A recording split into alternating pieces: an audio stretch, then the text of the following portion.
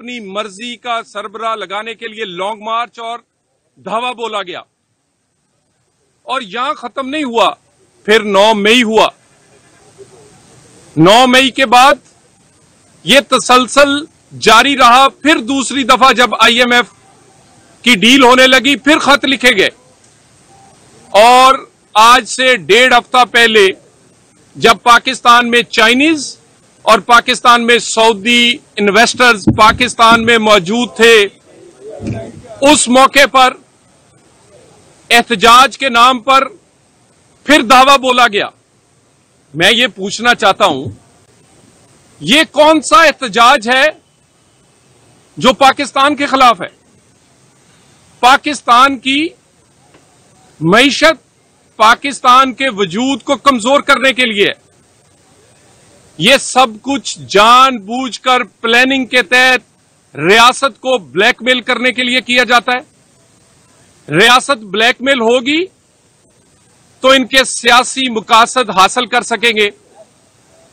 जानबूझकर SCO conference जिस दिन अरूज पर होगी, और ये SCO कॉन्फ्रेंस कोई आम कॉन्फ्रेंस नहीं है, पहली इस्लामी सरबराही जो एक कॉन्फ्रेंस भुट्टो साहब के दौर में हुई थी, उसके बाद ये सबसे बड़ी कॉन्फ्रेंस है।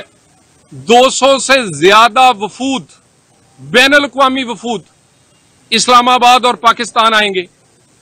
200 से ज्यादा वफूद और उनकी एडवांस टीमें ऑलरेडी इस्लामाबाद आ चुकी हैं। SCO में कौन से अहम मुमालिक हैं? इसमें चाइना, रशिया, इसमें वो मुमालिक की तादाद ज्यादा है जो आज इसराइल के मुखालिफ खड़े हैं। तो SCO कॉन्फ्रेंस से तकलीफ आपको इसलिए है कि ये इसराइल मुखालिफ जो मुमालिक हैं वो यहां इकट्ठे होंगे। SCO से किसी का सियासी भला नहीं, ये पाकिस्तान की बात है। पाकिस्तान की मईशत चलेगी इससे, पाकिस्तान के गरीब का चूल्हा चलेगा, पाकिस्तान की स्टॉक एक्सचेंज चलेगी, पाकिस्तान का रुपया तकड़ा होगा। मुझे ये बताइए, इस कॉन्फ्रेंस जो कि पाकिस्तान में कई दहाइयों के बाद हो रही है, जिसमें मुख्तलिफ मुमालिक के सरबराह खुद शिरकत करेंगे या उनके अहम तरीन वुज़रा और रहनुमा पाकिस्तान में और इस्लामाबाद में मौजूद होंगे, आप दुनिया को क्या बताना चाह रहे हैं? आप दुनिया को क्या दिखाना चाह रहे हैं? क्या फर्क है? मैं पूछना चाहता हूं, मुझे ये बता दें जो हमें बार बार कहते हैं कि इनको आप एहतजाज की इजाजत नहीं देते, क्या फर्क है उस दहशतगर्द में जिसने चाइनीज पर हमला किया कराची में, और क्या फर्क है इस एहतजाज में कि ये SCO पर जहां पर वफूद मौजूद होंगे उसको सबोताश करने के लिए हमला कर रहे हैं? यानी फर्क सिर्फ नाम का है। अगर कोई दाढ़ी रखा हुआ मदरसे से पड़ा हुआ आदमी बारूद बांधकर या क्लाशनकोफ से हमला करे तो दहशतगर्द, और अगर किसी के गले में PTI का परचम हो और क्लीन शेव हो, यूनिवर्सिटी का पड़ा हुआ हो, वो मियां वाली एयरबेस की दीवारें गिरा दे या जनाट हाउस को आग लगा दे या फिर SCO कॉन्फ्रेंस को सबोताश करने की कोशिश करे, तो वो इनकलाबी है। इस फर्क को मिटाना पड़ेगा। और मैं तो जाती तौर पर इस बात की क्लैरिटी रखता हूं कि ये जो हमें बार बार इंसानी हकूक कहते हैं कि आईनी हकूक होने चाहिए, आईनी और इंसानी हकूक या आइन एहतजाज की इजाजत उन लोगों को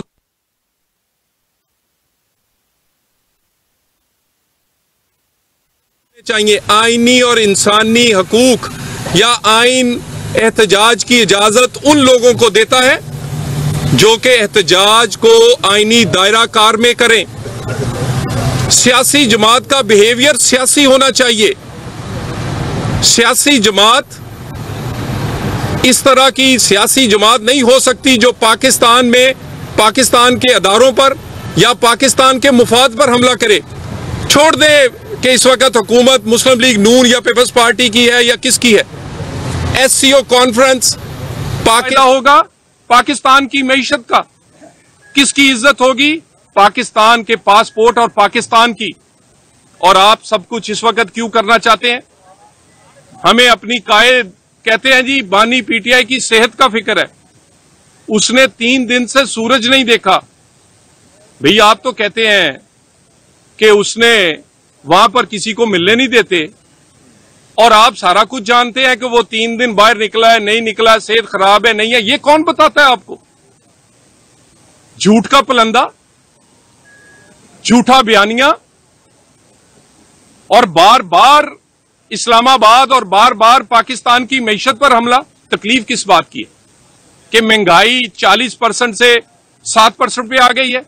तकलीफ किस बात की है कि पाकिस्तान की स्टॉक एक्सचेंज 40,000 से 85,000 से ऊपर चली गई है? तकलीफ किस बात की है कि डॉलर जो है वो कमजोर और रुपया तकड़ा है? आपको तकलीफ IMF की डील की है, आपको तकलीफ SCO से पाकिस्तान की मजबूती की है, या दोबारा चाइनीज वजीर आजम के आने पर CPEC 2 के आगाज की तकलीफ है? एयरपोर्ट पर चाइनीज पर हमला करने वाले और इस्लामाबाद में एहतजाज की कॉल देने वालों में कोई फर्क नहीं है। इसराइल के मुफाद का तहफ़्फ़ुज़ और उसके दिए गए पैसे हलाल करने के लिए ये एहतजाज रखा जाता है, क्योंकि इन्हें पता है कि ये वाले इस वक्त ये मुमालिक इस फलस्तीन के हक की बात करेंगे। और ये अगर कोई ये समझता है कि ये एहतजाज कोई करके SCO कॉन्फ्रेंस सबोताश कर सकता है, पाकिस्तान के अदारे, पाकिस्तान की सियासी जमातें, पाकिस्तान की हुकूमत अल्हम्दुलिल्लाह पाकिस्तान के अवाम की दी गई ताकत से इतनी मजबूत हैं कि ये एहतजाज नाकाम भी होगा, कॉन्फ्रेंस मुनक्कद होगी, सिक्योरिटी में होगी, पूरी आबोताब के साथ होगी, और हम इस एहतजाज की सिर्फ मजम्मत नहीं करेंगे, मुरम्मत भी होगी।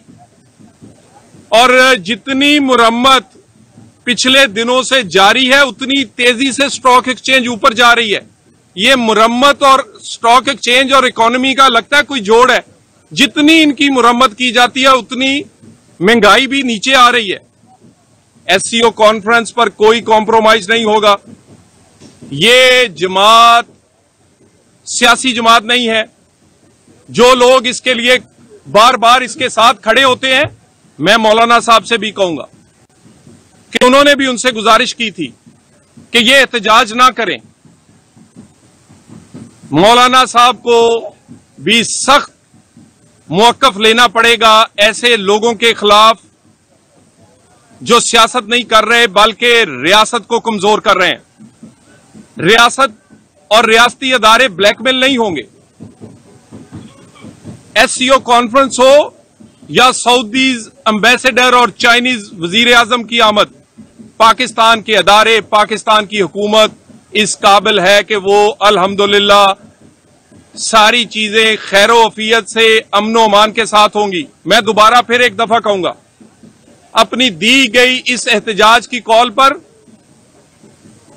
आपको कोई फायदा नहीं हुआ, बल्कि आप एक्सपोज हुए हैं। आपने अपने इरादों से पर्दा उठाया है। एज ए पाकिस्तानी इस पे गौर जरूर कीजिएगा। कोई पाकिस्तानी एहतजाज के लिए नहीं आएगा SCO कॉन्फ्रेंस के खिलाफ।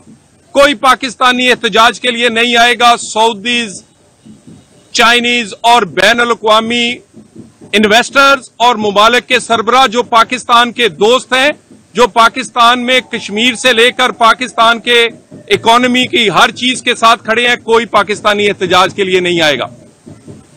कोई पाकिस्तानी ऐसा नहीं हो सकता जो पाकिस्तान के 75 साल में अहम तरीन होने वाली कॉन्फ्रेंस, दूसरी बड़ी कॉन्फ्रेंस जिसमें 200 वफूद शामिल हो रहे हैं, उसमें आके एहतजाज करके इसको सबोताज करने की कोशिश करेगा। मैं दोबारा एक दफा ये बात क्लैरिटी से कह दूं, ये ना सियासी जमात का इकदाम है ना सियासी जमात इस तरह कर सकती है, ना पाकिस्तान का आइन ऐसी सियासत की इजाजत देता है। और क्लैरिटी के साथ मैं आपसे ये अर्ज कर दूं कि कॉन्फ्रेंस भी होगी, पार्लियामेंट भी अपना काम करेगी, और जो ये लोग कहते हैं कि तरमीम नहीं होने देंगे, पार्लियामेंट की जब मर्जी होगी, वो उसका दिल करेगा तो वो 25 को करेगी, उसका दिल करेगा वो 20 को करेगी, उसका दिल करेगा वो जब चाहेगी पार्लियामेंट अपना हक और अपना एक्सरसाइज करेगी।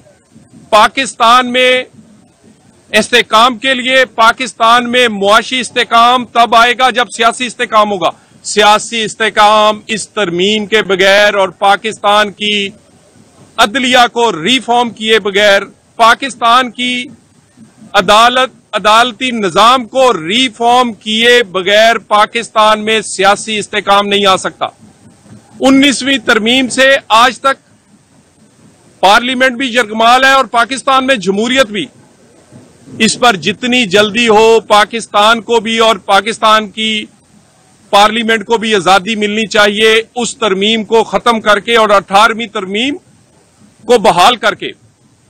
और ये खेल सिर्फ इसलिए खेला जा रहा है कि बानी पीटीआई को सजाओं से बचाया जा सके, पाकिस्तान को कमजोर अदारों को ब्लैकमेल किया जा सके और अदारों को ब्लैकमेल करके अपने सियासी मकासद हासिल किए जा सके।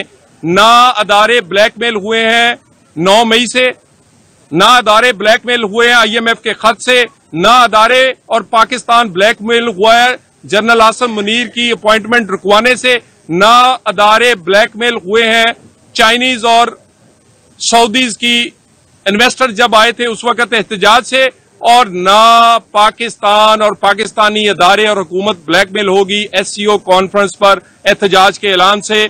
इंशाअल्लाह ताला खैर खैरियत से होगी, अमनो अमान से होगी और पूरी आबो ताब से होगी, क्योंकि ये कॉन्फ्रेंस पाकिस्तान के लिए लाइफलाइन।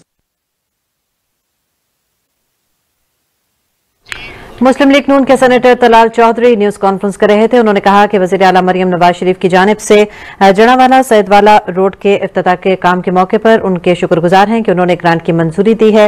मंसूबे पर 2 अरब रुपए की लागत आएगी। इसके अलावा उन्होंने कहा, और पार्लियामेंट को कोई ये भी नहीं कह सकता कि आपने किस दिन काम करना है और किस दिन नहीं काम करना।